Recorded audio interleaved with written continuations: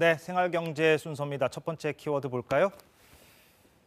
네, 종부세 납부 내일까지 이렇게 뽑아봤습니다. 종합부동산세를 둘러싸고 이런저런 이야기들이 있었죠. 내일이 납부 마감일입니다. 종부세 부과 대상자가 대략 100만 명 정도인데요. 물론 종부세 납부 대상자는 전체 국민들 가운데 극히 일부이긴 합니다만 납부 마감일을 앞두고 좀 살펴볼 부분이 있겠습니다. 먼저 2018년 이른바 9.13 대책, 그 이전에 매입한 주택을 임대 등록한 분들의 경우에는 이거는 종부세 합상 대상이 아닙니다. 또 재건축으로 새 주소를 받았는데 이 집을 매입한 것으로 잘못 계산되는 경우가 있을 수 있다고 하니까 챙겨보셔야겠습니다. 공동상속주택의 경우에는 지분율 20% 이하, 공시가격 3억 원 이하면 주택 몇 채인지 계산할 때 빠집니다.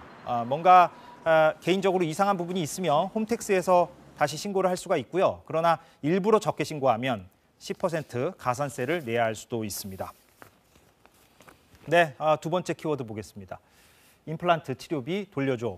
어르신들 중에서 임플란트 많이들 하시는데요. 수백만 원에 달하는 치료비를 미리 다 내는 경우가 적지 않습니다. 돈을 미리 내다 보니까 치료 과정에서 불만족이 생기더라도 그냥 참고 시술을 받는다는 분들이 있습니다. 그런데 임플란트 치료비를 모두 먼저 내고 나서 치료가 중간에 끝났다면 남은 비용은 환자에게 돌려줘야 한다는 소비자원의 조정 결정이 나왔습니다.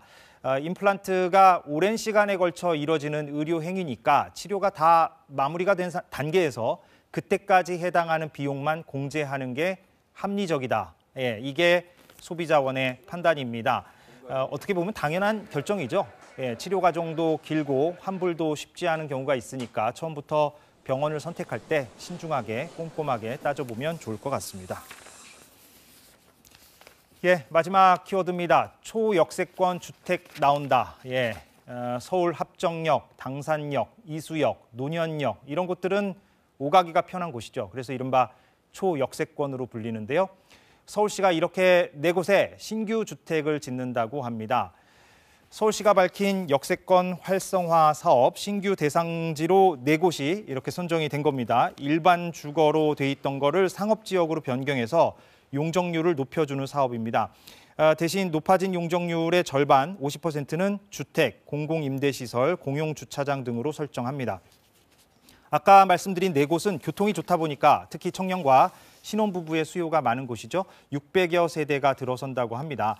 앞서 지난 9월에는 삼양 사거리역, 공덕역, 둔촌동역 이렇게 세 곳이 선정이 됐었는데 도심형 주택 2만 가구를 추가로 공급하겠다는 게 서울시의 목표인데 지켜봐야겠습니다. 지금까지 생활경제였습니다.